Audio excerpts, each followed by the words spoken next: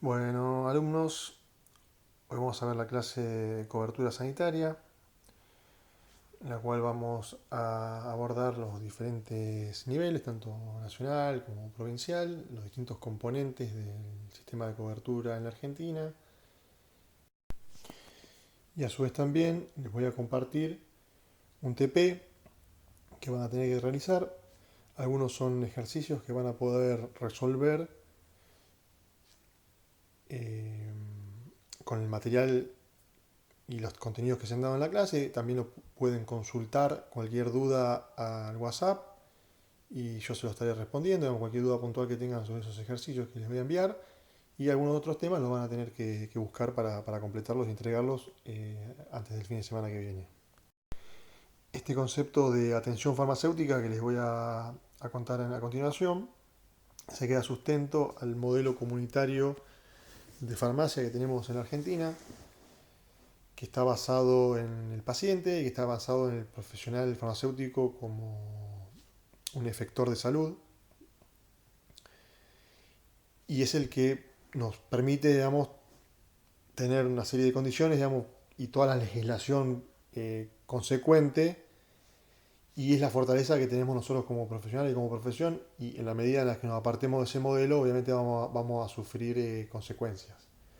Ya lo hemos vivido en el caso de Pharmacity, o sea, puede haber leyes que digan una cosa y puede haber grupos de poder importantes que pueden modificar determinadas leyes y hacerte retroceder considerablemente. Por lo cual, en última instancia, tu fortaleza es la relación con la sociedad, tu fortaleza siempre va a ser la relación con el paciente y que la sociedad te vea como un profesional necesario y útil, y en ese sentido la opinión pública se va a volcar a tu favor. En cuanto a la sociedad nos vea como simples comerciantes, obviamente va a venir un comerciante más grande y nos va a pasar por arriba. Por lo cual es muy importante que, si bien hoy vamos a hablar de rentabilidad, vamos a hablar de convenios, vamos a hablar de atención a prepagas, etcétera, siempre tener en cuenta que nuestra fortaleza está en nuestra relación con el paciente, con la comunidad.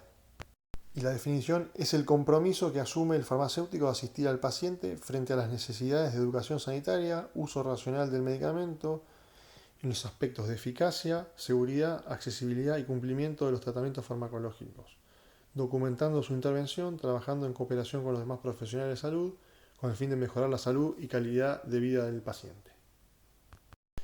Obras sociales. Son organizaciones de la seguridad social financiadas mediante el aporte y la contribución obligatorios de trabajadores y empleadores. Vamos a hablar un poquito más detalle sobre este punto. Sujetas a Contralor, o sea, control estatal, e integradas al Sistema Nacional del Seguro de Salud. También vamos a desmenuzar esto en filminas subsiguientes.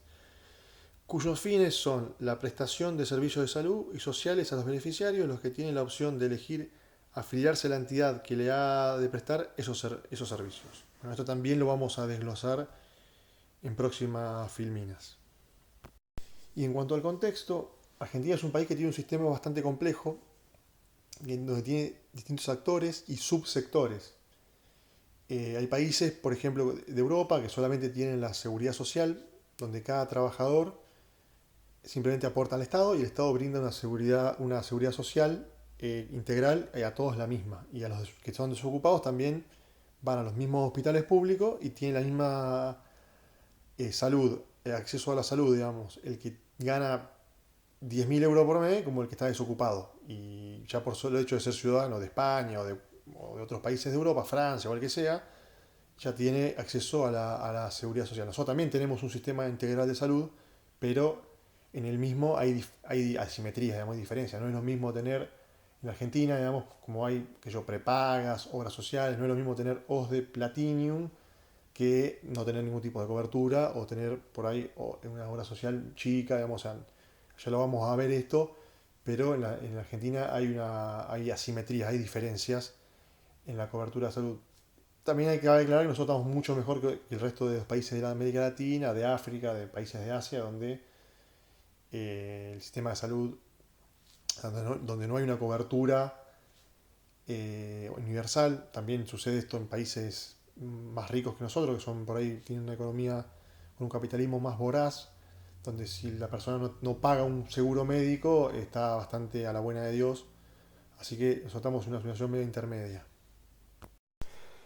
Ley 23.660, esta es una ley nacional y esta ley abarca a las obras sociales sindicales, a las obras sociales de empresas del Estado, obras sociales de asociaciones profesionales de empresarios, obras sociales de las Fuerzas Armadas, policiales y penitenciarios. Los penitenciarios son los que trabajan en el sistema de carcelario. Esta ley, digamos, una ley que yo ya se las nombro, les voy a nombrar también las que regulan las prepagas, las que regulan el PAMI, así que es importante que sepan cuáles son las leyes que regulan. No pretendo que se las estudien de memoria en este momento, pero sí es cierto que en un futuro las van a tener que tener muy en cuenta porque es lo que van a trabajar en el día a día. Te contemplen que entre el 80 y el 85% de los farmacéuticos trabajan en farmacia oficinal. Muchos en la etapa de estudiante que tienen en mente otros horizontes y es muy probable que también en un futuro terminen en una farmacia oficinal, o sea que esto es muy importante. Y nosotros como profesionales tenemos que tener una formación integral y entender y comprender la globalidad del proceso. Nosotros no somos simples empleados de farmacia que hacen una tarea repetitiva. No significa que los empleados de farmacia no tengan un montón de conocimientos, porque el conocimiento es colectivo, sino que nosotros como profesionales tenemos que ser capaces de adecuarnos a cualquier modificación y entender toda la globalidad del proceso y aportar un plus, no solamente desde el punto de vista sanitario, que es lo que hablaba recién en términos de atención farmacéutica, de recomendarle al paciente, esa es nuestra principal tarea también, sino también comprender la globalidad del proceso en términos de convenios, de comprender el funcionamiento de las obras sociales, de saber diferenciarlas. Y obviamente, sobre todo si somos propietarios, si estamos encargados de la farmacia, vamos a tener que saber hacer una rendición de obras sociales, un cierre de caja. Y eso, y muchas veces nos vamos a encontrar que cuando estamos recién recibidos, nos vamos a encontrar, digamos, con que los empleados de farmacia saben muchísimo más que nosotros, porque el trabajo mismo es lo que te enseña muchas de estas cosas en la práctica cotidiana, pero también todo esto tiene una teoría y todo esto tiene una conceptualización académica, es un poco lo que voy a tratar de abordar en esta clase. Por lo cual, lo más importante que les voy a recalcar de esta ley, además de qué obras sociales abarca, es que esta ley establece la financiación de las obras sociales. Y la misma se traduce de la siguiente manera.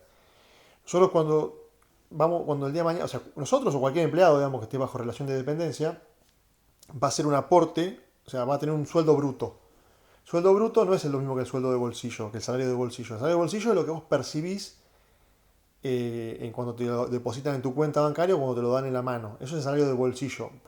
Pero eso tiene una serie de deducciones, una serie de descuentos del salario bruto, que es el total, el bruto. Digamos. Entonces a ellos se le hace una serie. No voy a hablar de aporte jubilatorio en esta clase ni de otras cosas, sino que de lo que vamos a hablar en esta clase es de lo que a vos te descuentan para tu obra social. Entonces, el 3% de tu salario bruto va a ser tu aporte, digamos, a tu obra social. Y el 6% de tu salario bruto lo va a poner el empleador. Porque el empleador, o sea, cuando nosotros si nos toca tener una farmacia, ser propietarios, también vamos a ser empleadores. Entonces nosotros cuando definamos un salario bruto para un empleado, vamos a tener que tener en cuenta que a su vez nosotros vamos a tener, por sobre eso vamos a tener gastos que son los aportes patronales, las cargas patronales. Pero si nosotros somos empleados, digamos, lo que vamos a hacer es descontar sobre el bruto. Ejemplo, vamos a poner un salario para utilizar números redondos. Un salario de 50.000 pesos de bruto. El 3% de 50.000 pesos es 1.500 pesos. Y el 6% de 50.000 pesos es 3.000 pesos. O sea que nuestro aporte a la obra social va a ser de 4.500 pesos. Si tenemos, eso en el caso de que seamos solteros, digamos, recién recibidos, no tengamos hijos, nada, bueno, no tengamos ningún familiar a cargo, va a ser ese nuestro aporte. Ahora, por cada hijo, por ejemplo, o familiar a cargo, vamos a aportar el 1,5%, siempre calculado del bruto. Entonces, si tu salario es de 50.000 pesos en bruto, vos vas a cobrar de bolsillo por ahí menos de los descuentos de obras sociales, vas a cobrar, no sé, 30 y pico mil. Eso siempre hay que tener en cuenta. Cuando uno negocia un salario, siempre tener en cuenta con respecto a lo que vos vas a cobrar de bolsillo. Porque vos tenés que darte cuenta que tenés deducciones. Bien, ahora vamos a ver qué obras sociales y entidades no están alcanzadas por el régimen de la ley 26.660, que básicamente es la que regula las obras sociales sindicales. Entonces, las que no están alcanzadas por esta ley 23.660 son las obras sociales provinciales, como el IOMA, por ejemplo, que es la obra social de la provincia de Buenos Aires, el IPAM, que es el de la provincia de Córdoba, o IAPOS, que es la de la provincia de Santa Fe. Estas obras sociales provinciales tienen su propia legislación provincial en cada distrito. Después, el Instituto Nacional de Jubilados y Pensionados, que es el PAMI, se conoce como PAMI, está regulado por la ley 19.032. El PAMI es una obra social nacional. Entonces, cuando hablemos de obras sociales nacionales, vamos a hablar del PAMI, vamos a hablar de las sindicales y vamos a hablar de las prepagas. Bueno, las prepagas no, pero son también nacionales, que en algunos casos van a tener régimen nacional para otras cosas, que ya vamos a ver. Pero cuando hablemos, eso cuando lo separemos a nivel territorial, digamos, en subsectores, nacional, provincial, bueno, y después las provinciales son las que acabo de nombrar, IOMA, el IPAM de Córdoba, el IAPO de Santa Fe. Esas geográficamente son de carácter provincial. Después, las obras sociales de los poderes ejecutivo, legislativo y judicial tampoco están contempladas. Las mutuales, que no estén adheridas, hay mutuales que sí están adheridas a la 23.660, bueno, las que no estén adheridas tampoco van a tener otro régimen. Las empresas de medicina prepaga tampoco están reguladas por la 26.660, sino que tiene una ley aparte que yo después les voy a comentar. Y los círculos médicos o entidades que ofrezcan servicios médicos prepagos y o parciales. Parciales son, por ejemplo, las empresas que brindan servicio de ambulancia para urgencias. Entonces son empresas que están especializadas en un llamado, en que se la llame y rápidamente acuden con un médico y un camillero en una ambulancia que está preparada para urgencias y van a trasladar al paciente al lugar que la obra social principal les designe. Y si ese paciente solamente tiene una cobertura parcial, digamos, o sea, un servicio de ambulancia, pero no tiene obra social, lo van a llevar a un hospital público. Bien, la medicina prepaga se encuentra regulada por la ley 26.682. Como les decía recién, tiene otro régimen distinto. La definición de empresa de medicina prepaga es una persona jurídica cuyo objetivo consiste en brindar prestaciones de prevención, protección, tratamiento y rehabilitación de la salud humana a los usuarios a través de una modalidad de asociación voluntaria mediante sistema de pagos de adhesión, ya sea por contratación individual o corporativa. Ya vos podés tener, digamos, una determinada actividad, digamos, y que corporativamente, digamos, como empresa, a todo lo que conforman esa empresa se les dé una determinada cobertura de la empresa. O lo puedes ir y contratar vos personalmente. Y a esto es algo importante. Como mínimo, en sus planes de cobertura médico-asistencial, el programa médico obligatorio y el sistema de prestaciones básicas para personas con discapacidad prevista en la ley 24.901. O sea, ese es el piso mínimo que toda prepaga debe brindar para poder estar habilitada para prestar servicio. Eso en un pasado era muy controversial, qué cubría, qué no cubría, hubo muchos juicios, recursos de amparo, y bueno, todo eso se fue generando jurisprudencia, se fue generando determinados casos testigos y eso se fue prolijando y hoy existe lo que es, algo de lo cual después voy a hablar, digamos que es el programa médico obligatorio, que es un piso mínimo de cosas que sí o sí tiene que garantizar. A partir de ahí vos podés tener planes de mayor cobertura y bueno, que obviamente van a ser más costosos. Y después, bueno, lo que tiene que ver con la ley 24.901, que tiene que ver con ciertas cosas que le deben garantizar o deben cubrir a personas con discapacidad.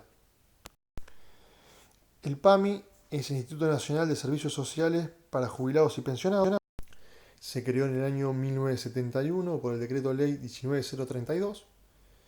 Es la mayor obra social de Hispanoamérica y brinda cobertura a más de 7 millones de personas, de las cuales jubilados y pensionados son unos 5 millones y pico, pero el PAMI también brinda cobertura a veteranos de Malvinas, a los hijos de jubilados menores de 21 años y hasta los 25 se estudian en la universidad, discapacitados, digamos, hijos de jubilados discapacitados van a tener cobertura del PAMI por siempre, y bueno, eso y algunos casos más que van engrosando un poco la lista hasta llegar a 7 millones.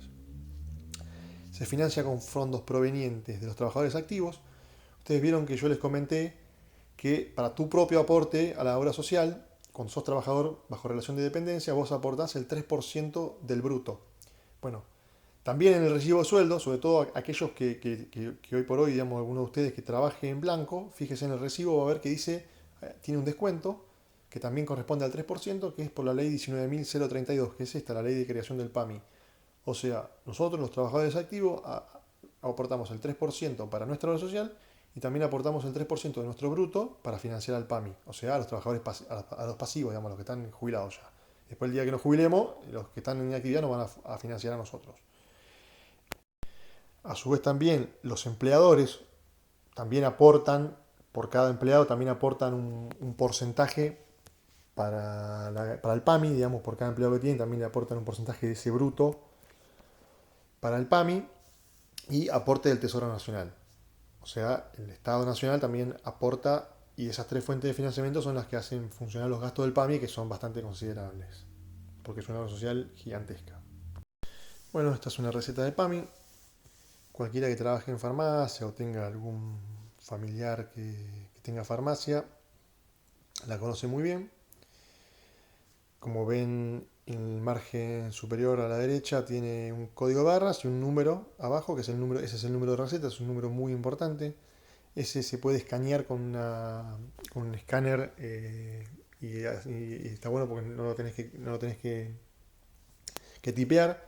Eso cada vez que lo validás te pide ese número de receta. O sea, un validador es una herramienta informática que nosotros tenemos en la farmacia para poder, donde cargamos los datos del afiliado y donde vamos a cargar la medicación que el paciente lleva y el sistema nos va a tirar el descuento que recibe el paciente, si le corresponde o no, si ya lo llevó o no lo llevó, si está activo o no está activo.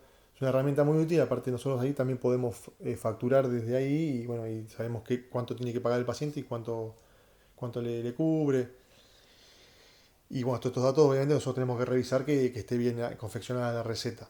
Además, bueno, con la flechita vamos a ver que tiene que ir los datos del afiliado, después va a ir, bueno, después algunas cosas se van a completar a posteriori cuando se hace el cierre. Tiene que estar firmado por el médico con firma y sello. Hoy por hoy se pueden firmar electrónicamente. De hecho, también hoy por hoy con la pandemia, muchas obras sociales también, bueno, en el caso del PAMI, puntualmente que estamos hablando ahora, el PAMI también puede mandar recetas directamente, las puede cargar electrónicamente, o sea que el paciente puede no venir con la receta física en mano.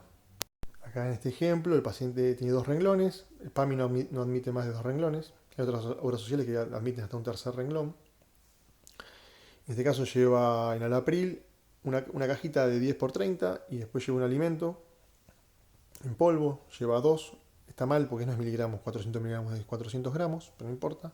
La cuestión es que en este caso el troquel 1, solo le vamos a sacar el troquel a la cajita de Alapril, lo vamos a pegar en el casillero 1 y después en este caso, por ejemplo, el renglón de abajo son 2, siempre el troquel va, en este caso iría en el 2 y en el 4, no importa lo que sea, pero bueno, los troqueles, si en el renglón 1 hubiese dos cajas, irían en el casillero troquel 1 y el casillero troquel 3.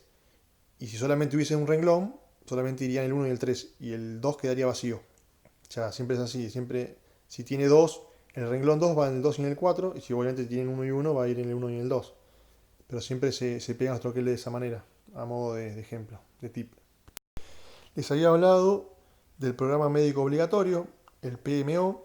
El mismo se crea por el decreto 492 del año 1995.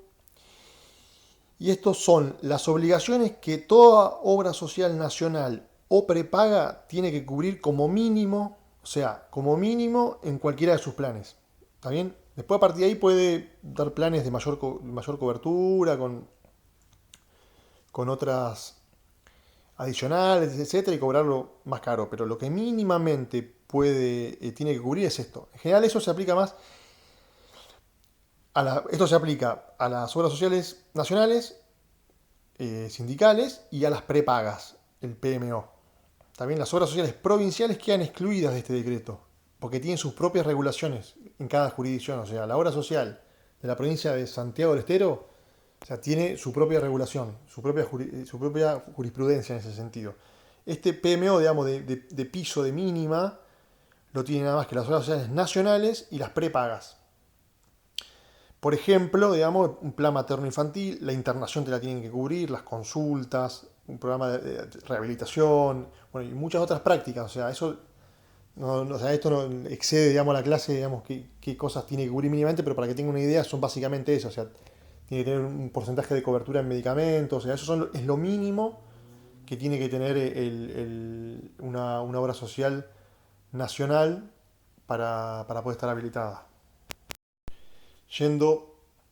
Hablando del mismo decreto, de lo que obliga este programa médico obligatorio a las obras sociales nacionales y a las prepagas, yendo más al caso concreto de la cobertura en medicamentos, los obliga a realizar en ambulatorios un 40% sobre el PVP. El PVP es el precio de venta al público. Después voy a hablar en una filmina, voy a hablar exclusivamente de cómo se conforma este precio de venta al público. Y en patologías crónicas o prevalentes un mínimo de un 70 y un 100%. Muchas veces obviamente estas tienen que ir con autorización, sobre todo las que son al 100%, pero eso es lo que establece como mínimo de cobertura para obras sociales nacionales y prepagas este decreto, en materia de descuentos sobre medicamentos. Bueno, que están obligadas a cubrir al 100% las obras sociales nacionales y las prepagas según este decreto. Bueno, no lo dije, pero bueno, ustedes ya saben que las obras sociales sindicales son OSPE, los petroleros, SECAC, bueno. No, tampoco la idea tampoco es entender mucho en esto. Y bueno, las prepagas ustedes ya saben que son Galeno, Swiss Medical, bueno, las pueden buscar ahí si quieren para también ya ir familiarizándose, pero son un montón, o sea, hay 200 y pico obras sociales y hay como 100 empresas de medicina prepaga. O sea, la idea tampoco de esta clase era estar nombrándolas una por una, pero bueno, ustedes ya las pueden buscar si quieren para ya ir familiarizándose. Entonces, los que están obligados a cubrir al 100% son medicamentos suministrados durante la internación, o sea, cualquier persona que tenga una determinada obra social o una prepaga se tiene que internar por cualquier motivo, porque fue a la guardia y lo tuvieron que internar o porque tuvo una enfermedad o lo que sea. Todos los medicamentos que le den durante la internación tienen que estar cubiertos al 100%. Y después los medicamentos que retiran en farmacia, que le van a cubrir al 100%, son por ejemplo la eritropoyetina, que estimula la producción de glóbulos rojos. Eso sobre todo se da en pacientes que tienen insuficiencia renal crónica. Bueno, la dapsona, eso bueno, para lepra eso casi es una enfermedad que ya casi no tiene mucha prevalencia. Después oncológicos, eso lo tiene que cubrir al 100. Inmunoglobulina, la antihepatitis B. Después droga para el tratamiento para la tuberculosis. Bueno, acá nada, abro un paréntesis. En general los esquemas de tuberculosis, los clásicos, son los esquemas 4x2 y 2x4. Son esquemas de una duración total de 6 meses, en el cual el paciente los primeros 2 meses va a tomar 4 drogas, que son la rifampicina, la isoniazida, la piracinamida y el etambutol, y el tercer, cuarto, quinto y sexto mes va a tomar 2 drogas, que son la rifampicina y la isoniazida. Esto en general viene, en los primeros 2 meses va a tomar Rifater, que es rifampicina, isoniazida y piracinamida, más etambutol, que eso viene aparte, pero el otro viene en los 3 en un solo comprimido. Y después, en los últimos 4 meses, digamos, del tratamiento, va a tomar el Rifina, que es rifampicina y isoniazida. Bueno, ese es el esquema clásico de la tuberculosis. Después, cuando los pacientes no son buenos adherentes y reinciden o no terminan de erradicar la enfermedad, bueno, hay que pasarlo a otro tipo de medicamento porque ya generan resistencia. Pero básicamente esos son los esquemas clásicos y los tiene que cubrir al 100% en el caso de tuberculosis. Bueno, la insulina en el caso de diabético la tiene que cubrir al 100%. La piridostigmina, que es un medicamento para la miastenia gravis, también la tiene que cubrir al 100%, y hay una resolución, la 791/99. Después los anticonceptivos para lo que es planificación familiar también los cubre al 100%. Obviamente, estas cosas también, obviamente, después la autorización, eso que tiene que hacer el paciente con una obra social, bueno, que tiene que tener con el diagnóstico del médico, eso bueno, es una cuestión que no voy a abordar, digamos, la tramitación de cómo acceder a esta cobertura del 100, pero bueno, lo importante es que lo tiene que cubrir al 100. Después, que yo en el caso de la anticoncepción, las mujeres tienen que ir al ginecólogo, y después, bueno, una vez por año tienen que renovar la ficha, bueno, pero eso son detalles, digamos. Lo importante es que eso se cubra al 100%. Después lo que es el soporte clínico para la quimioterapia, ustedes saben que la quimioterapia es una terapia bastante invasiva. Y bueno, por ejemplo, en un caso típico es el ondansetron para náuseas. Pues también lo que es la medicación analgésica para el manejo del dolor en paciente oncológico también lo cura al 100%. ¿Quién regula y controla? Bueno, esta es la Superintendencia de Servicios de Salud. Esta fue creada por decreto 1615 en el año 1996. Es un organismo descentralizado perteneciente al Ministerio de Salud de Nación y tiene como objeto principal la fiscalización de las obras sociales e institutos previstos en la Ley 23.660, que son las obras sociales sindicales, básicamente, las que nombré en la filmina de la ley 23.660 y bueno, algunas más, así como las entidades de medicina prepaga, que estas están previstas en la ley 26.682. Esto no lo había dicho, pero bueno, las prepagas se regulan por la ley 26.682. Entonces, tanto las nacionales como las nacionales sindicales, digamos, las que están en la 23.660, como las de medicina prepaga, están reguladas y controladas por la Superintendencia de Seguros de la Nación. En cambio, el PAMI, que es un organismo autárquico, está regulado y controlado por la Unidad Fiscal de Investigación del PAMI, que es la UFI-PAMI. O sea, no, ese es el que regula el PAMI. Y las obras sociales provinciales dependen de los ministerios provinciales. O sea, cada una de las obras sociales provinciales, que son, bueno, lo repito, el IOMA acá en Buenos Aires, el IPAM en Córdoba, bueno, esas están controladas y reguladas por los ministerios de sus respectivas provincias. El decreto 939 del 2000 establece que en el caso de que una persona afiliada a una obra social concurra en un hospital público, éste puede facturarle a la obra social por la intervención que realice, tanto en materia de estudios, atención, insumos y costos de internación. Pero, bajo ninguna circunstancia, este hecho podría dar mayores beneficios por sobre el ciudadano que no cuenta con cobertura. O sea, una persona que tiene una obra social, por X motivo se va a atender en un hospital público. Esto tal vez en Capital Federal o en La Plata o en una ciudad grande como Córdoba o Rosario, donde hay una oferta digamos, de clínicas privadas importante y que tal vez algunas se especializan en una mayor complejidad. Aquel paciente que tiene una obra social o una prepaga, muchas veces los sanatorios sindicales son grandes, digamos, pero esto en el interior, en ciudades chicas, donde hay una o dos clínicas privadas y muchas veces no tienen mucha complejidad, el paciente ni bien necesita algo de mayor complejidad, automáticamente lo derivan al hospital público zonal. Y ahí este decreto es una muy buena oportunidad también para facturarle, porque eso lo está pagando, digamos, el Estado cuando el paciente tiene una cobertura y pasa que en el lugar donde él debería atenderse no tiene la complejidad suficiente como para atenderlo. Así que este decreto habilita a una fuente de recaudación que es importante. Todavía para mí está bastante subfacturado esto. Yo que he trabajado en hospital público, todavía muchas veces el paciente no declara porque tiene miedo a que le cobren. Viste que uno cuando tiene una obra social paga un cupón. Esto en el hospital no corre. O sea, vos tenés una obra social o una prepaga, te atendés en un hospital, simplemente te toman los datos y después le facturan la prestación a tu obra social, pero no es que a vos te cobran un cupón, como si sucede si vos vas a una clínica o a una consulta con un médico particular. En el hospital eso no sucedería. Y además también por desorganización del sistema público que a veces no es eficiente en la facturación en ese tipo de circunstancias. El decreto 1400 del 2001 establece dos cosas muy importantes. Primero es que establece la opción de cambio, o sea que es el derecho de opción que se puede ejercer desde el inicio de la relación laboral en la sede de la obra social o prepaga elegida, trasladándose los aportes del trabajador a esta y pagando la diferencia si el plan supera el monto. El monto es lo que habíamos hablado en filminas anteriores, o sea, vos te descuentan el 3% del bruto más el 6% del bruto que pone tu empleador. Eso es el monto que vos tenés, digamos, de aporte a obra social. Entonces vos eso podés cambiarte y trasladar ese aporte a otra obra social o prepaga. Y si la cobertura que vos elegiste es un costo mayor, vos tenés que pagar la diferencia. Ejemplo, vos tenías 50.000 pesos de bruto, vos te descuentan 1.500, el empleador pone el 6%, que serían 3.000, o sea, tu aporte son 4.500 pesos. Vos con esos 4.500 pesos vas a otra obra social o una prepaga y haces el trámite ahí mismo y se trasladan esos 4.500 pesos para tu cobertura en esa nueva obra social o prepaga que vos elegiste. Esto, desde el momento que vos haces el trámite hasta el momento que vos empezás a tener cobertura, pasan 3 meses hasta que tenés la nueva cobertura. Pero mientras tanto, la obra social, la original, que ya vos te salía por defecto, te tiene que estar cubriendo. O sea, qué obra social tenés, vos o cualquier otro empleador, es la que corresponde a la actividad que realiza el gremio en el cual está enrolado.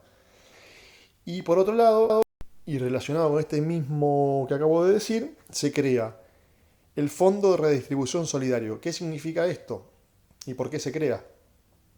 Porque al poder cambiarte, obviamente se genera una concentración, porque hay gremios más chicos que tienen menor cantidad de afiliados, que obviamente no pueden tener las mismas instalaciones en cuanto a sanatorios y prestaciones que gremios más grandes, por ejemplo, qué sé yo, camioneros, petroleros, etcétera, que por supuesto concentran mayor cantidad de afiliados y además no solamente ya de por sí tienen mayor cantidad de afiliados, sino que los afiliados de las obras sociales chicas se empiezan a ir a esas obras sociales.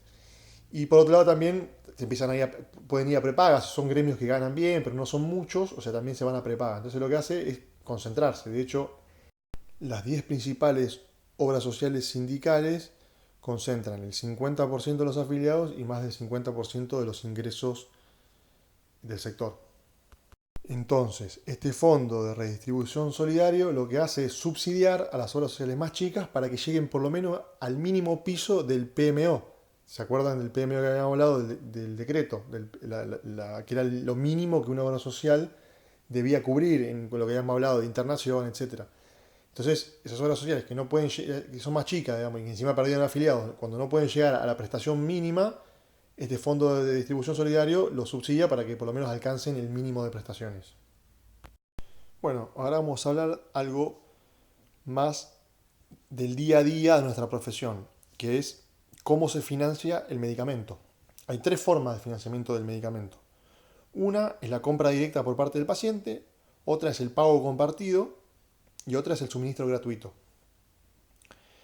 La compra directa por parte del paciente es la modalidad que involucra mayores barreras de acceso al medicamento y la más regresiva. O sea, básicamente es donde el paciente viene y compra el medicamento de forma particular. El paciente viene y te dice, dame una cajita de Lotrial de 10x30, vos le decís 600 pesos, el paciente te da 600 pesos, lo saludás y se va. O sea, esa es básicamente la modalidad de compra directa. Lo que tiene es que es inequitativa porque discrimina contra los más vulnerables, que son los pobres y los enfermos que requieren medicamentos de alto precio, y puede dar pie a la postergación de tratamientos. Esta es la característica. Cuando hablo de postergación de tratamiento puede ser una postergación indefinida porque nunca accede al medicamento. Es la que tiene mayores barreras de acceso. O sea, obviamente en el caso de los pobres, porque no tienen recursos para poder comprar la medicación que tal vez tengan. Tal vez no sea una medicación muy cara, pero si no tienen trabajo o son de una situación de extrema pobreza, obviamente no van a poder acceder. Y los medicamentos, los que requieren medicamentos de alto costo, o sea, por más que vos tengas ingresos medios, inclusive ingresos altos, si vos tenés una enfermedad que estás gastando 200.000 pesos por mes, no va a haber, o sea, no te va a alcanzar la plata para poder pagar semejante erogación en compra directa. Por eso, digamos, este mecanismo de financiación de compra directa es uno de los más inequitativos. Por suerte en la Argentina tenemos un sistema bastante complejo de cobertura, también a aquellos que no tienen una obra social pueden acceder a muchos de los medicamentos a través de algún programa como el Remediar o yendo a los hospitales públicos donde verdaderamente hay se entregan de forma gratuita, digamos, a los pacientes que se atienden de forma ambulatoria y hay una oferta bastante importante en cuanto a Vademecum, por ejemplo, en términos de medicamentos que la OMS declara como esenciales, o sea que también, por más que no tenga ningún tipo de cobertura, puede acceder al medicamento a través del Estado. No de todos, pero sí de una oferta bastante importante. Y bueno, y ya después voy a hablar de lo que es el pago compartido y el suministro gratuito, cuáles son sus características. Pero lo más importante que tiene que quedar de esto es que la plata alguien la pone. Está bien, nada es gratis en la vida. O sea, así el Estado lo cubra, lo puso el Estado y en definitiva lo pusimos nosotros, o sea, los que pagamos impuestos. Así sea que te lo cubre una obra social al 100%, en verdad la obra social la está pagando vos y lo está pagando el resto. Tal vez vos, o tal vez alguien, digamos, tenga medicamentos de alto costo y esté obviamente recibiendo mucho más de lo que aporta, pero el resto no. Entonces, siempre alguien termina poniendo el dinero. Bueno, precio de venta al público, o PVP. Ya les había comentado con antelación este concepto. El PVP es fijado por el laboratorio, quien luego hace descuentos al resto de la cadena para su venta. Luego el consumidor paga una parte del PVP y la cobertura es compartida entre la farmacia y la obra social. O sea, en el caso de compra directa, obviamente el PVP lo va a poner todo el paciente. En el caso de una compra compartida o copago, digamos, cuando el paciente tiene una obra social y tiene un descuento, una parte la va a poner el paciente y la otra parte la va a poner entre la obra social y la farmacia. Ya les voy a explicar por qué. Y en el caso del 100% lo pone toda la obra social. Y después se arregla con la cámara, bueno, eso es otra cosa, pero el paciente y la farmacia no ponen nada en ese sentido.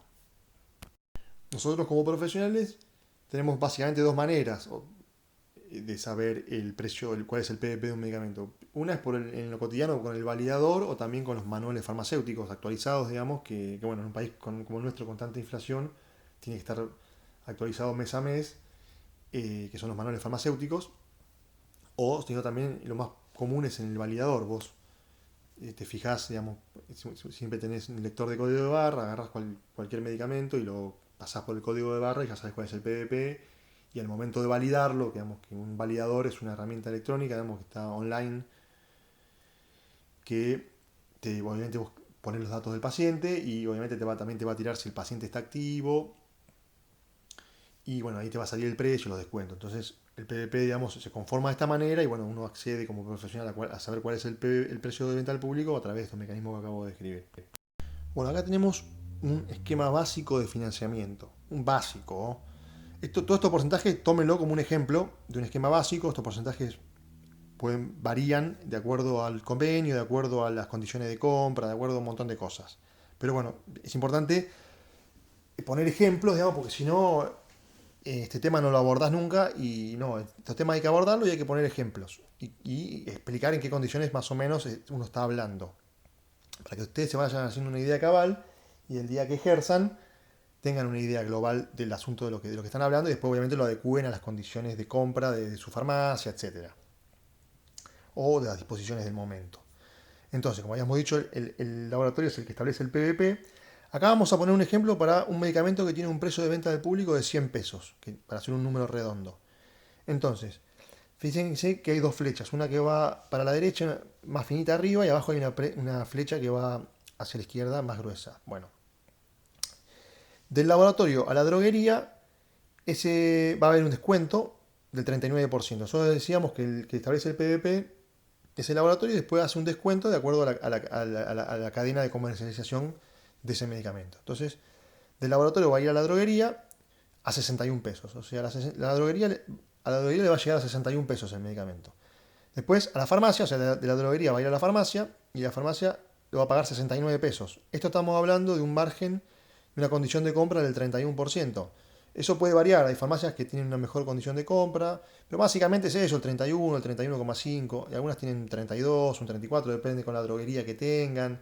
Hay cooperativas también que suelen, a sus asociados les suelen dar un puntito más, bueno, no importa, acá estamos poniendo un ejemplo básico.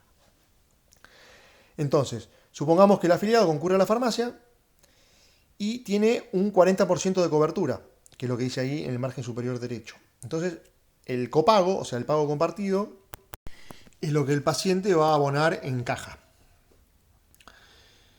Nosotros vamos a sacar el troquel al medicamento que le dispensamos, eso se va a pegar el troquel en la receta, eso después se almacena y eso más o menos una vez por mes se hace un cierre con esa obra social específica, que era la que le daba el 40% a este afiliado, y eso se liquida, se envía y para la liquidación. Entonces, ahí es donde entra el concepto de convenio, estos famosos convenios que se firman, digamos.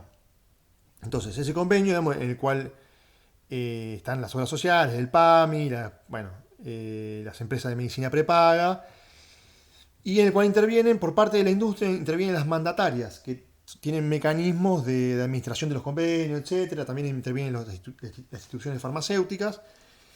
Y la cuestión es que, bueno, en esos convenios hay el concepto de bonificación, que yo después lo voy a explicar mejor. Pero bueno, en este ejemplo, la nota de crédito, digamos, por esos 40 pesos, porque habíamos dicho que el paciente paga, el precio de venta al público era de 100 pesos. El paciente pagó 40. Pagó 60, digo. Hay 40 pesos que es lo que se cubrió y es lo que se presentó. Pero vos, al momento de que te pagan, o sea, de la retribución, que puede ser a los 2 meses, a los 3, a los 4, de acuerdo a cómo paga esa obra social, a vos te llegan 26 pesos. En este caso son notas de crédito. O sea, puede ser una parte de nota de crédito, puede ser en efectivo. Las notas de crédito son notas que te emite esa obra social para que vos la presentes en una droguería y eso suma a tu cuenta corriente en esa droguería. O sea, vos podés comprar medicamentos con esa nota de crédito. Y entonces, en este ejemplo concreto y puntual, vemos en el margen derecho, inferior derecho que el afiliado pone 60, digo, la suma total.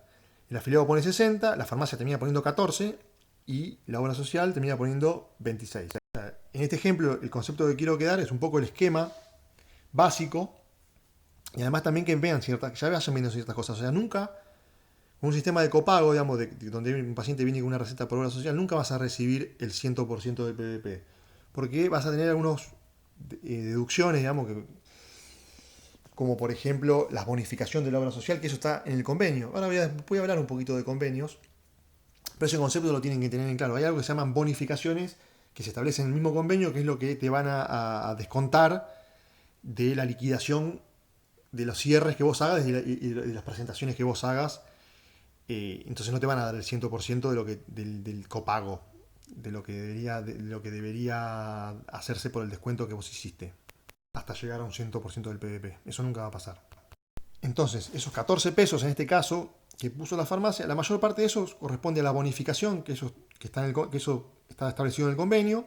Pero también puede haber, por ejemplo, un porcentaje digamos, de deducción que hace el colegio de farmacéuticos, digamos, por el servicio brindado a través también del convenio en el cual participó. Entonces uno presenta los papeles, digamos, las recetas en el colegio farmacéutico y, por ejemplo, el colegio farmacéutico o una cámara o lo que sea se puede quedar con un 1%, un 2%, de acuerdo a la jurisdicción, y eso también va a ser parte de lo que vos no recibís y lo que terminás poniendo, y eso ejemplifica ese 14%. Después hay otras cosas.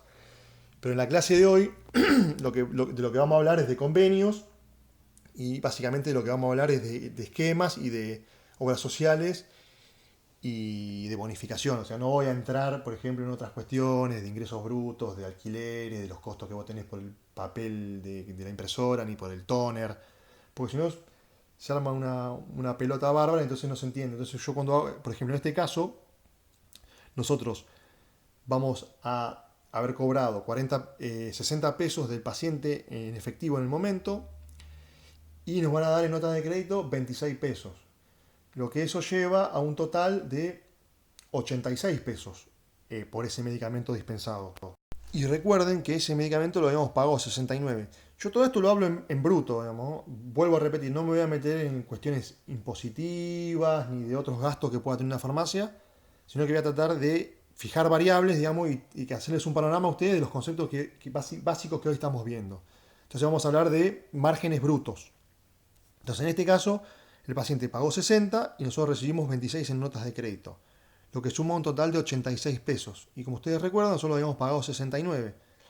Entonces la diferencia son 17 pesos, que eso sería un margen bruto que nosotros estaríamos obteniendo por la dispensa de ese medicamento. Yo en el TP después les voy a poner dos ejercicios en los cuales les voy a dar un ejemplo, digamos, de la dispensación de una receta por obra social y otra por medicina prepaga. Y en el segundo ejemplo, que va a ser el punto 4, les voy a poner también una deducción por parte del colegio del 1,1%, pero ese tengan en cuenta que va a ser sobre el total de la liquidación. Entonces, para que ustedes también vayan empezando a hacer cuentas, para que ustedes también puedan calcular este tipo de cosas que son fundamentales a la hora de trabajar, digamos, tanto como propietario, pero también como DT, o como tener un poco una idea de lo que significa el mercado de medicamentos en el cual nosotros nos movemos. Y por último, o sea, tengan muy en cuenta que, por ejemplo, una bonificación por convenio puede estar establecida en base, un porcentaje en base al PVP, que es el precio de venta al público, o un porcentaje en base a la liquidación, que es lo que la obra social cubrió. Entonces, obviamente, es mucho menor, digamos, si te descuentan un 10% sobre lo que cubrió, que si te descuentan un 10% sobre el total. ¿Se entiende? Entonces, esas cosas tienen que tenerlas en cuenta. Y después, por ejemplo, en el caso que yo puse de una deducción del colegio, que es del 1,1%, es sobre la presentación. Entonces eso tenganlo en cuenta a la hora de hacer la cuenta. Bien, habíamos definido tres formas de financiamiento del medicamento, que uno ya la hablamos, que era la del pago directo, que el paciente venía y pagaba todo ahí en caja en el momento de llevarlo, que era la compra particular. Después habíamos dicho que había una que se llamaba pago compartido, que es la que vamos a desglosar ahora. También se llama copago, que un poco lo hablamos recién en la filmina anterior. Y es el mecanismo mediante el cual el sistema paga una parte del precio y el usuario la otra. Tiene como base el reconocimiento de la conveniencia de que el sistema de salud financie el suministro de medicamentos, pero prevé que el usuario participe del pago, lo que a su vez puede servir como moderador del consumo, desestimulando el consumo innecesario actuando como cuota moderadora. O sea, acá, cuando habla de sistema, está hablando de la cobertura, ¿no? Está hablando en este caso de la cobertura de salud, que obviamente es el ejemplo anterior, digamos, que entre la obra social y la farmacia pagan una parte y el paciente paga la otra. Y la tercera forma de financiamiento del medicamento del cual habíamos hablado es el suministro gratuito de medicamentos, que es gratuito para el paciente, pero que alguien lo paga. Entonces, esto tiene la característica de que permite un acceso más amplio y equitativo. Su implantación exige mecanismos transparentes de negociación entre el sistema de salud y los oferentes de medicamentos para que no existan irregularidades. O sea, este es en el caso de que el paciente, los casos que hemos hablado, digamos que el paciente recibe una cobertura al 100%, que no paga nada en el mostrador de farmacia, pero todo eso alguien lo paga. Y una parte de los que lo pagan es la farmacia. Por lo que habíamos hablado de las bonificaciones y otros parámetros más. Pero principalmente hoy vamos a hablar de la bonificación, que hace que vos después no te van a dar la totalidad de eso y obviamente vamos a estar poniendo una parte del medicamento que el paciente se llevó gratis. Y en esto, digamos, de los medicamentos suministro gratuito, quiero hacer una salvedad. Una cosa son programas, por ejemplo, de alto costo, el ejemplo de Pamicamoites, donde el medicamento directamente viene y lo que hace la farmacia es solamente dispensarlo. Obviamente no le cobra nada, pero tampoco paga nada a la droguería, la farmacia. Entonces, y ahí la farmacia cobra por un monto fijo por esa prestación, digamos, que fue recibir el medicamento, dispensarlo, explicarle al paciente y todo el acto de dispensa. Pero hay otros casos donde sí hay cobertura del 100% de una obra social, donde la farmacia sí le da un medicamento que compró a la droguería y pagó, y ahí la obra social no le va a dar el 100% a la farmacia. Y ahí es donde entra lo que yo decía de la retención, de la bonificación, donde ahí la farmacia sí va a poner una parte de eso que el paciente recibió gratuito. Convenios. Bueno, son un acuerdo entre dos o más grupos sociales o instituciones por el que ambas partes aceptan una serie de condiciones y derechos. En él intervienen los privados, las instituciones que representan a los farmacéuticos, las mandatarias. Las mandatarias son entidades conformadas por los laboratorios, la industria, o sea, que tienen a su cargo la negociación contractual con obras sociales y prepagas y su posterior seguimiento. En cuanto a qué cosas define un convenio, bueno, obviamente un marco regulatorio en el cual están incluidas las leyes de ejercicio profesional farmacéutico y la ley de medicamentos se tiene que adaptar a eso, el acto profesional, digamos, el acto del profesional. Bueno, acá plantea lo de la dispensa a los afiliados, bueno, esto por el tema de que tiene que haber turnos, digamos, siempre hay alguna farmacia abierta en la ciudad. La libre elección del prestador farmacéutico para que no haya dirigismo, exclusiones, o sea, qué cosas excluye del convenio, o sea, qué cosas no cubre. Bueno, debe definir un validador, o si no utiliza un validador online, bueno, de qué manera, qué tipo de receta hay que aceptar o no aceptar, digamos, y en el caso después presentarla en papel. Y además establece los planes de cobertura con respecto a los porcentajes con respecto al PVP que va a cubrir la obra social en ese convenio. Entonces lo que hay que hacer es respetar eso, y eso hay que tenerlo muy en cuenta porque en lo cotidiano, digamos, nosotros, el paciente va a venir, se va a querer llevar el medicamento, nosotros tenemos que chequear, digamos, que la dispensa cumpla con todos los requisitos que nos establece el convenio, porque si no después no nos van a pagar todo eso que estuvimos hablando y nos van a debitar y bueno, obviamente vamos a ir a pérdida. En uno de los ejercicios del trabajo práctico pide 3 ejemplos de por qué una obra social debería debitarte una receta que vos presentaste. Bueno, eso ustedes lo tienen que buscar, averiguar, preguntar, o si trabajan les va a ser más fácil. Pero básicamente, digamos, conceptualmente es situaciones en las cuales la presentación de tu receta no cumple con el convenio que está firmado. Entonces, la obra social no te lo paga. En cuanto a la retribución de la prestación que recibe la farmacia por haber atendido por obra social, eso está obviamente establecido en el convenio y puede haber distintos porcentajes de cuánto te van a pagar en efectivo, en notas de crédito o monto fijo de acuerdo a cómo es la condición de dispensación. Y bueno, en este caso la definición de bonificación es un porcentaje X acordado por convenio que la farmacia no recibirá en la liquidación por el descuento efectuado al paciente mostrador. Y esa bonificación varía con cada obra social y como les dije, a veces esa bonificación es un porcentaje que se le aplica sobre el PVP, o sea, sobre el precio de venta al público, y a veces es una bonificación, en la menor de los casos, que se aplica sobre la cobertura que hace la obra social. Entonces, que es la misma obra social en el convenio, sobre la parte que debe cubrir la obra social. Bueno, coseguros. O sea, ¿qué es un coseguro? Los coseguros son el producto de políticas de promoción de la salud que algunos gremios le ofrecen a sus afiliados. Estos se financian por deducciones en el salario del trabajador y suelen cubrir por reintegro de forma total o parcial los copagos o prácticas que las obras sociales no cubren y que el afiliado afronta. O sea, esto puede ser que el coseguro le cubra una práctica o un estudio o una consulta que la obra social no le cubrió al paciente, digamos. O también en el caso nuestro, digamos, de adquisición de medicamentos, le puede cubrir un porcentaje de lo que la obra social principal no le cubrió. Un ejemplo de esto, por ejemplo, son los afiliados de IOMA, que es la obra social provincial de la provincia de Buenos Aires, que pueden tener coseguros de gremios como UPCN, ATE, Sindicato de Salud, SUTEBA. En general, el coseguro suele cubrir lo mismo que la obra social principal cubrió, o sea, no suelen cubrir más que eso, pero hay casos en los que suelen cubrir todo lo que la obra social principal no cubrió, que implicaría en este caso la totalidad del copago. O sea, en el caso de que la obra social principal le cubra un 30%, el coseguro para ahí le cubrió el otro 30%, o le cubre el 70%, que es lo que quedó, que no se cubrió. En cuanto a la situación de cobertura en Argentina, acá les muestro un gráfico de torta que refleja que, bueno, la zona más oscura, que es el 36%, es la gente que no tiene cobertura, ningún tipo de cobertura, y eso representa el 36% de la población total de la Argentina. O sea, tengamos en cuenta que el 100% de la población argentina tiene cobertura del Sistema Universal de Salud Pública. O sea, cualquiera, tenga o no tenga obra social, se puede atender en un hospital público y está cubierto. Después, si se le cobra o no a la obra social es otra cosa, pero está cubierto. Pero el 36% no tiene ningún otro tipo de cobertura, entonces solamente tiene la cobertura del sector público.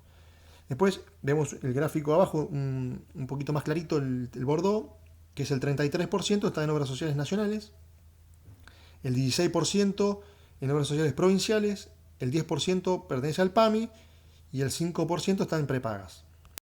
En esta filmina, o sea, en el gráfico de tortas es del año 2010 los porcentajes. En esta filmina yo utilizo ya números, pero del año 2016, que también sirven como para ver la evolución y comparar.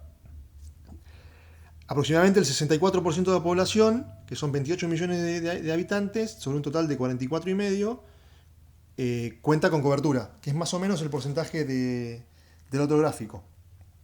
O sea que en ese caso en estos 6 años no varió. Dentro de ese segmento, el 59% posee cobertura de la seguridad social, de obras sociales nacionales más provinciales, y un 7% adicional accede a la medicina prepaga. O sea, varía, o sea, hubo un 2% más de personas con medicina prepaga, digamos, con cobertura prepaga, que en el 2010. Las obras sociales nacionales tienen 14 millones de beneficiarios, de los cuales el PAMI tiene 5 millones, que es el que más aporta a este sector. Las provinciales tienen 7 millones de afiliados y las prepagas unos 2,2 millones de beneficiarios. Y por supuesto el 36%, igual que en el gráfico de torta, no tiene ningún tipo de cobertura explícita, entonces dependen del sistema estatal.